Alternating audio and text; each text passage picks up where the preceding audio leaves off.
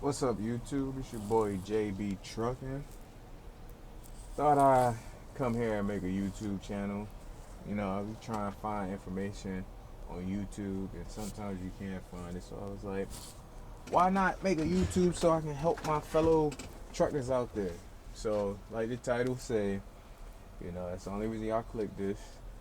Um, can a tanker yard jockey become an owner op? Yes, I think so. I think so. And what my YouTube channel is going to bring is my journey on becoming an owner op from what I've gone through in the past 2.5 years. Currently, right now, I'm a yard jockey for a tanker company. Let's see, tankers, and I've been doing this for about 8 months now, almost a year. And by the time my year mark is here, I plan on being out on the road in my own truck. But a little bit about me, like I said, I've been driving for about 2.5 years. Got my CDL through a private school. I ain't go to no mega carrier, nowhere to get my CDL. And I started out in flatbed, and once I go out on my own, I'll be going back to flatbed. And yeah, so my channel, I plan on showing you guys my day to day, like good, bad, happy, sad, you know, because it's a lot of it's a lot of trucker YouTubers out there. Some good, and some of them, it's like, man, what are you talking about? Like, I don't know. But anyways, I'm coming here and I'm gonna try to give it to y'all real, show y'all the good, bad, ugly, happy, sad, like I said, and show you the trucking side from transitioning from a jockey to the owner op side. And yeah, I'll put a clip in here showing you me backing into a dock, and over time I'll start showing like how I wash them. Like I'm responsible getting the backs clean, assigning them to loads, stuff like that. Little simple stuff, but it can get hectic. So here I'll show you guys a little bit what I do.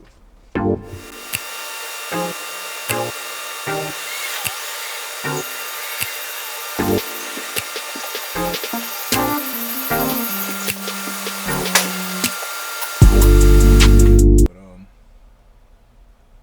yeah. So I got my CDLs in 2018, and like I said, I went to a small, like a small school. Like they got maybe like two or three more around. I believe they up and down the East Coast. I know they got one in another part of Virginia, and I think they got one down south. I believe. I don't know. I gotta look. But the name of the school I went to was Shipper Choice. So starting out, I came on YouTube trying to figure out, should I go to a private school or should I go to a mega carrier? At the end of the day, it's your life, and it's your opinion, and what you choose to do is solely upon you. You shouldn't let anybody, I'm not going to say you shouldn't take advice and help from people, because advice and help is always useful, but you got to make your own decision what you want to do. And this goes with everything in life, I believe. But I came on YouTube and trying to figure out what I wanted to do. Like, do I want to go to these mega carriers, work for a year, get my CDL, they show me, or do I want to go to a small, like, private school? So I researched, and I applied to 3 different mega carriers: Swift, Prime, and Stevens Transport. First one I applied to was Swift off the break. I was like, fuck it, I want to go to Swift. I'm trying to get my CDLs, and I ain't trying to really pay shit. Y'all gonna give it to me for free, you know. I applied at the application. 10 minutes later, I kid you not, 10 minutes later, I check on what is it, Drive Pulse, and that thing said decline. I was like, okay, all right, that's cool. I ain't even call. I ain't even try to figure out. I was like, you know what? Because I already knew, like, my driving record wasn't all that. It was not good at all. So I was like, damn, all right. Prime.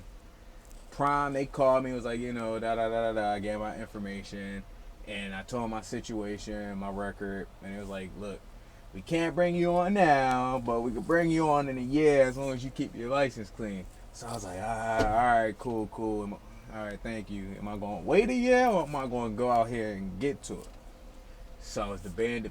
Then I applied to Stevens. Stevens Transport was my last. I was like, man, if these guys don't get me, then I don't know. Applied to Stevens. Stevens got my background, looked at my record, all that, and they were like, yeah, you're fine, you know. We'll accept you. You could come take you could do our course, like you go out with a trainer for a couple months, and then they take you, get your CDL test, and get your CDL and all that. And in a year, and I think most mega carriers like this, and in a year, like, your license is paid off because you drove with them for an amount of time or whatever. So I said, all right, I was going to do that program with Stevens. They said, all right, we're going to bring you on. Paperwork went through, sent them my information. They got me a fucking, they was going to put me on a bus. I was green. Like, I was fresh, so I didn't know. That Greyhound ain't nothing you want to do unless you got to. But, yeah. Try to get that train. If you can, at least get the train. But they got my Greyhound, got my ticket, sent me information about the lodging. They had me coming to Denver, Colorado. That was cool. Never been to Denver, Colorado. So I was like, bet. All right, let's go. Let's start the journey. Then later that night, something was like, don't do it. Don't commit yourself to this company where you gotta work for them for a year, and say if something, you don't like your trainer, you don't like the way they working, or you just don't feel comfortable, or you don't like the job, you gotta be committed to them for that year. You signed a contract, or you gotta pay, like, what was it? What they say, 8 bands, 6 bands? I don't know. Whoever works at Stevens and know, you could tell me. Leave it in the comment. But if you want to leave, you gotta pay out that contract. And I was like, I don't want to be committed, so I don't think I'm gonna do this. So I was like, damn, back to square one. What am I gonna do? So I started looking at small schools around, you know. Started looking at small schools, seeing what. Oh, that's the dude over there backing up to the trailer, the other jockey. But yeah, I was researching small schools or whatever, and it was one here. I was gonna do one in. It was one in Baltimore. Mind you, I'm from the DMV, but it was one in Baltimore, one in Harford County, Maryland, and the one I went to, Manassas, Virginia. Now, mind you, certain parts of Maryland, certain places in Maryland, like Baltimore, Silver Spring, maybe not Silver Spring, but Baltimore, Columbia, further north, Manassas is about an hour and a half, 2 hours. And when you messing with that 695 going around DC, you looking at another like hour and a half. So it used to take me, let me rewind back. So I chose shipper choice. Manassas, Virginia. They approved me to come through, you know, whatever. You just had to put 500 down. So I was like, all right, cool. I got the 500. Or was it 200? It was 2 to 500. It was somewhere around there. But I spent, I want to say $500 at the end of the day just to get into the school. So I signed up for it. And I would drive from Baltimore to Manassas every day for a month. left my job. The job I was on before trucking, I was working with a drilling engineer company, and we used to drill like bores and holes like 100 feet, 50 feet, 20 feet, 10 feet down with like 4-inch augers. And them augers used to weigh like fucking 90 goddamn pounds. Some of them bitches was heavy. But yeah, did drilling, and I did that for about 2 years. I was like, I'm trying to do trucking. So I left that in December 2017. My bad. December 2017. And I was like, all right, I got a couple weeks until I figure out how I'm going to get the CDL. Chose shipper choice. Went to shipper choice Monday through Friday, 8 a.m. to 3 p.m. 8 a.m. to 3:30, 4 p.m. Did that every day for a month. So the first day, first week, you know, it was just simple basics. Look under the hood, check your oil, coolant, get in the truck, know your gauges, all the simple stuff. By day 2, man, we had about 15, 20 people in the class. By day 2, we were down to like 10 to 13. And day 2, somebody told me, like one of the instructors was saying, he was like, yeah, man, only 10% of the class, or they say 5%. Yo, I be losing it sometimes, but only 5 to 10% only pass the first time in the class. So I'm thinking, I was like, yo, if I heard some shit like that before I came, that kind of would have discouraged me to be like, whoa, only 10% of us going to get our CDLs on the first time and we spending bread? Oh, shit. Mind you, I signed a contract and my school is about $6,000. Yeah, they got you, boy. But it was $6,000. I mean, that's not bad. It's some people out there that's paying $8,000 to $10,000, and there's some people that's paying $500. But I got caught with the $6,000, and did that. Signed a contract, did that, and then by the second day they were saying that 5-10%. I was like, oh man. But I was like, you know what? I can't. I wanted to quit on some real shit. I was like, yo, it's so much shit you gotta learn. Like, but then when you think about it, it's not, because this is shit. Like, if you really want to do this, these are the basics that you need to know. Like, you need to know your brake chamber. What's the difference between your brake chambers and the brake drum? Like, you gotta make sure there's no fucking grease around it. It's not leaking. Gotta check all your lug nuts on your tire, make sure they're not missing. You know, check your pressure, make sure it's at 125. You know, just simple. It's like, at first it's a lot, but it's the everyday. After you get into a routine, it's like everyday stuff that it's just like washing your face and brushing your teeth. If you don't wash your face and brush your teeth every morning, then I don't know what to say to you, but it's just like that. You just get in a routine of it. So we learned that. Then we started backing and driving, and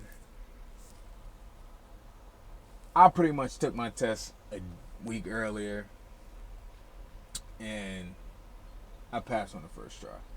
Now with the test, you get 2 pull-ups, and I almost failed. I'm not gonna lie, I almost failed the parallel, but if it wasn't for them pull-ups, I would have fell on parallel.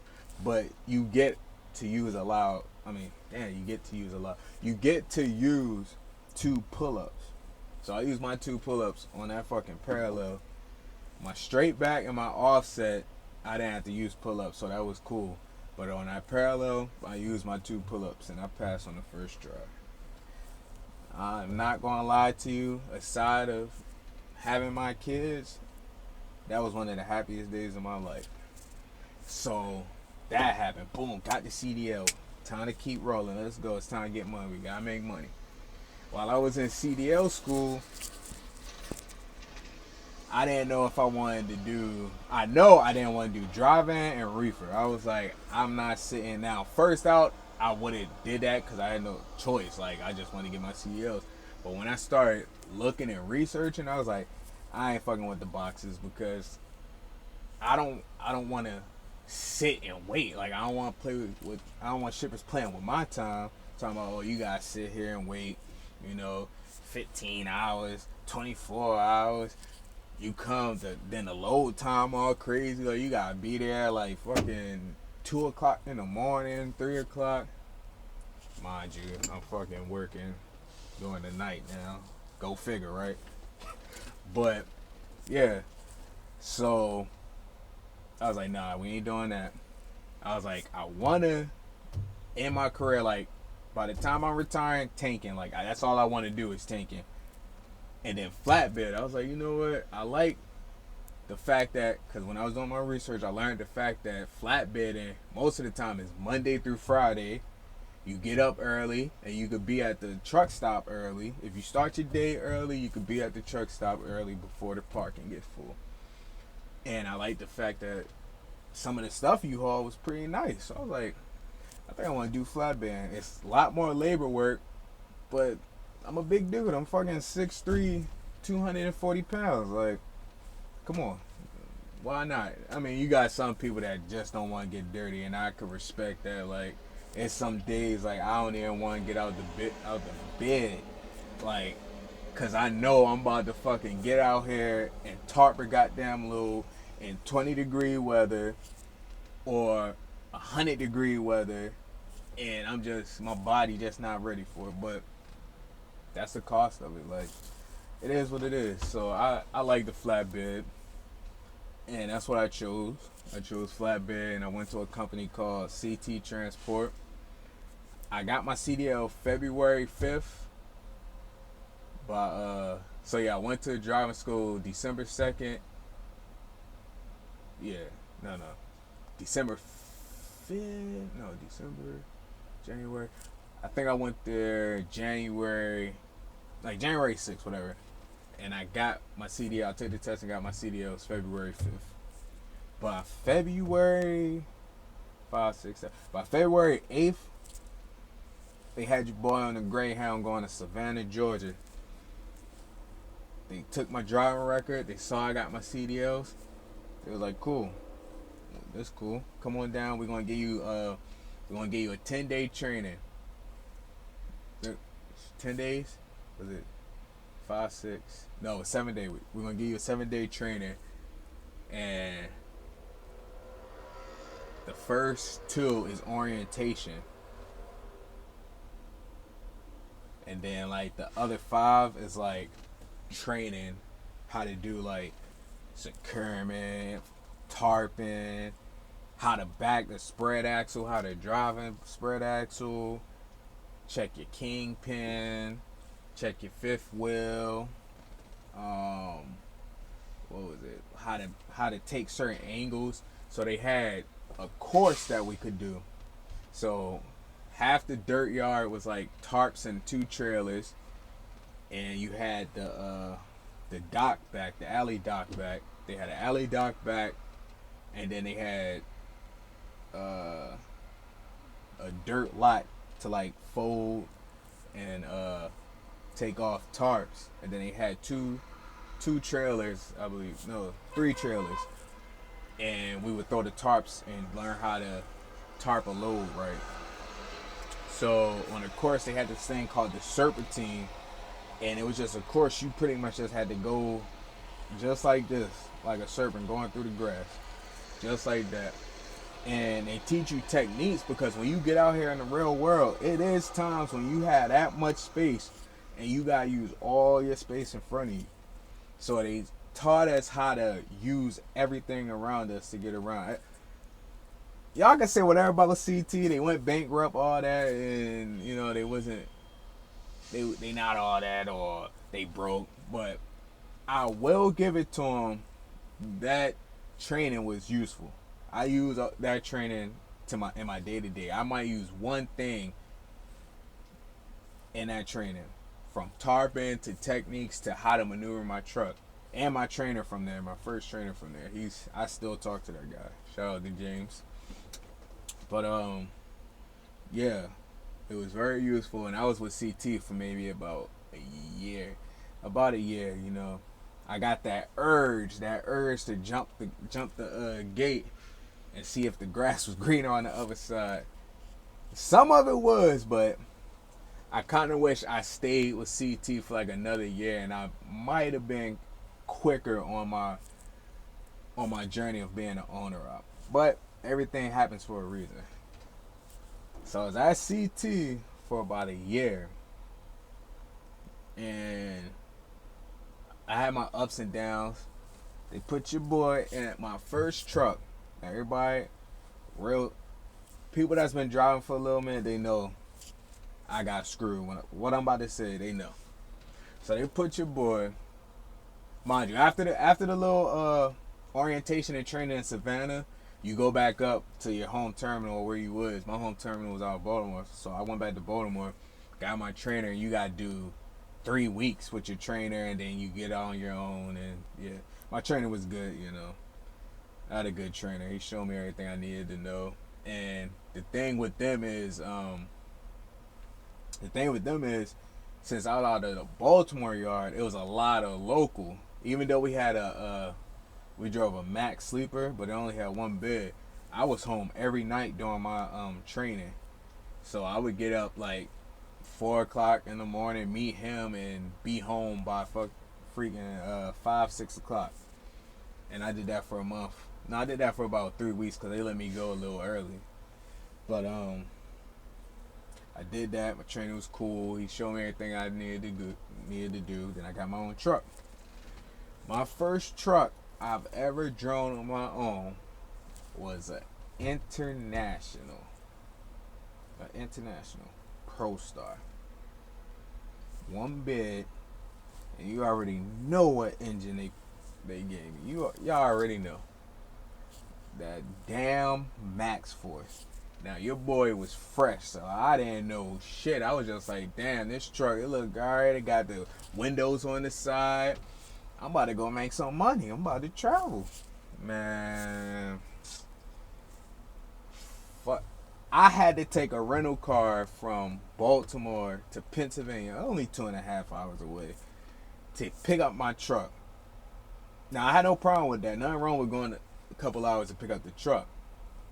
But from where I picked it up from, I should have known. If I knew a little bit more about trucks, I should have known that it was about to be some problems.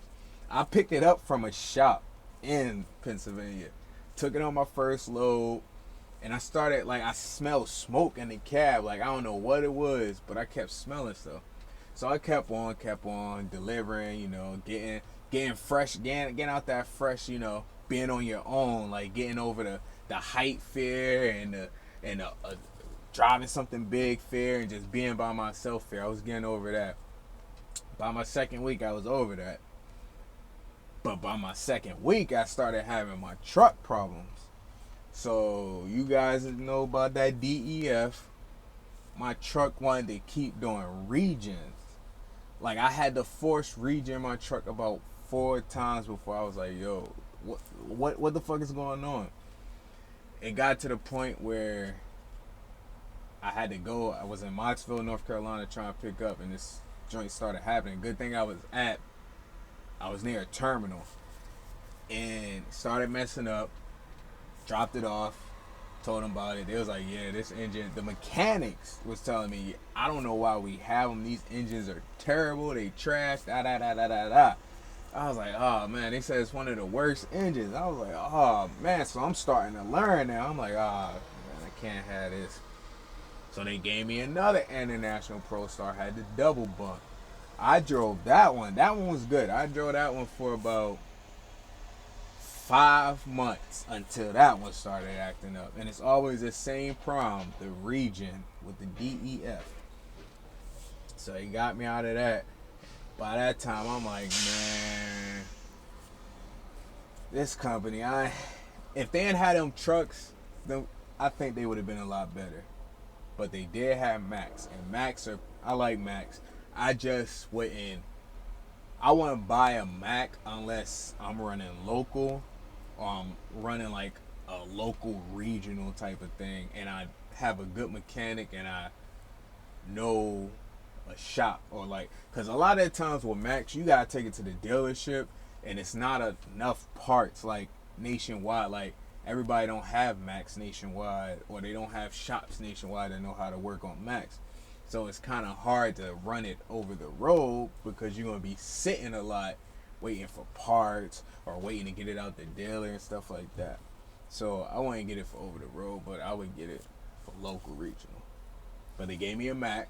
Matter of fact, they gave me my trainer's truck because he pulled a muscle in his leg and he couldn't even work. So he vouched for me to take his truck. And his truck was good. I took real good care of his truck because that Mac, what is it, the MP7? That engine is pretty good. It's pretty good. So I had that, and I ended my last few years with them in the Mac, and then the Mac started acting.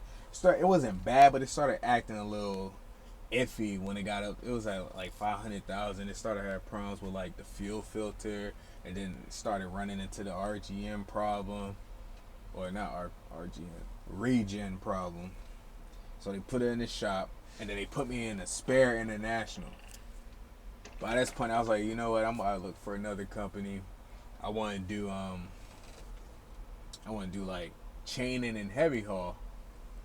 So when the Mac started acting up, they put me in the spare international. I drove that for about a week, and then another week. By the end of that second week to the third week, I found out my truck. I had to go to the shop to get some shit out my truck. And they told me my truck, the people at the shop, at the dealership was like, your truck is gone. It's not here. So I was like, what? So I call up my dispatcher. I'm like, yo, I went to the dealership to get some stuff out my truck. And they saying my truck not here. What's up? He was like, oh, yeah, your truck been out the shop. We let somebody use it. Yeah, matter of fact, I'll let them know that you're ready to get back on the road. And I'm going to tell them to take their stuff out the truck. So I'm like, what the fuck? I was like, this whole time driving this spare and my truck's been out the shop already? Like, yo, I've been sitting at home. The spare, I didn't want to drive that shit no more because that one started having problems because the check engine light came on. So that last week I was sitting at home and I'm just like, yo, what's up? What the fuck going on? And then that happened. So I took the truck and drove it for about a month. And it started having problems again. So I was like, you know what? Fuck this. I'm going to another company. Found another company. And then this is when, because with CT, all they did was haul sheetrock. Like, it was just a lot of sheetrock and a lot of Lowe's and Home Depot stuff. They didn't do no chaining, they didn't do no real flat bend. Let me say that. But they did a lot of tarping. Like, I learned how to tarp working with them. So I left them and went to another company. And that's where I did real flatbed. Like, I did step deck, I did some oversized, I pulled an RGN a couple times. And only a couple times. When I say a couple times, I mean twice. Only twice. But I did a lot of step deck. Spread axle, step deck, 53s and 48 foots. And some over dimensions and some overweights. And that was cool. And then I was like, man, I kind of want to work local to be with my family during this time. This by my middle of my first year, almost my second year. I was like, yeah, I want to be home with my family. So I started the local gig. I went through 3 different local companies, and I ended up where I'm at now. And now I'm pulling tanks. Like, so I start at like 6 p.m. and I get off. I'm pretty much salary. I get paid for 12 hours, but I can work anywhere from 6 to 6. But majority of the time I work from 6 to like maybe, the earliest I got off was 10 o'clock.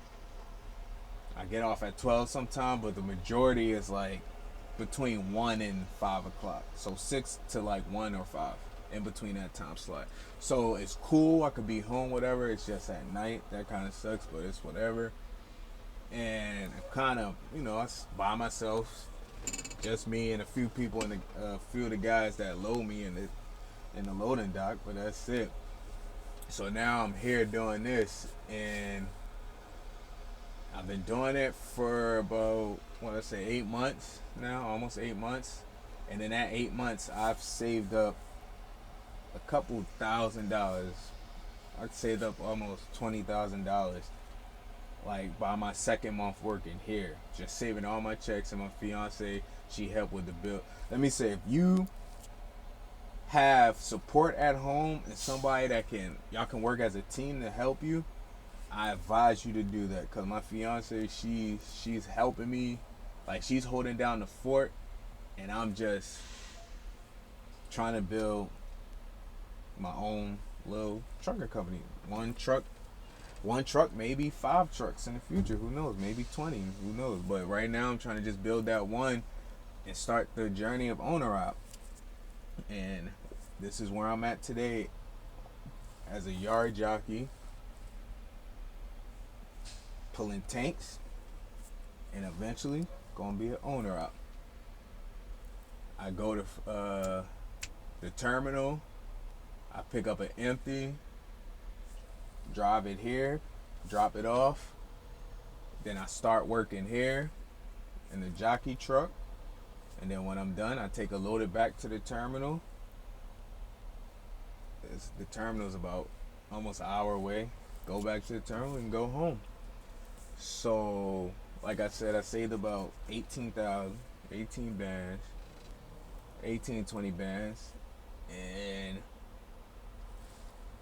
I purchased my first truck, a used truck, Freightliner Freightliner Century, 2004. I said Columbia because I'm here at the plant and I see a lot of Columbias, like 1999s, 2000s, 2007s, and it'd be all Columbias. That's a sign. But yeah, I got a Freightliner Century 04 pre-emission. Dude got that damn EGR route, but we gonna make it do what it do. So yeah, I'm gonna show you guys my journey of how I'm gonna show you my next step, how I'm gonna transition from being a jockey to a flatbed owner out. And my next video, I'm gonna show you guys, like I'm gonna do like something simple. I'm gonna show you my truck. I got it parked sitting right in front of my house. I'm gonna do some little small maintenance on my truck and show you guys, like, it's not hard. Like if you're committed to this, like, it's not hard. You just gotta be committed to it. And I don't see a lot of people, it's a very few people that's keeping it real on YouTube and showing you like the real stuff, like how to get to it. And then it's a lot of people that's filling you with like stuff you really don't need, unless you entertained by it and you like that. That's what you choose to do. You choose to do your own person. But me, I look at a few individuals and I'm like, that's what it's about when it comes to this trucking, and that's what I plan on doing. It makes sense. And I went out, got a used truck, and I'm trying to make all the money. So this video was pretty much to introduce myself to you guys, and stay tuned because I'm gonna be showing the ups, the downs, the happy, the sad of my life. Trucking with JB. All right.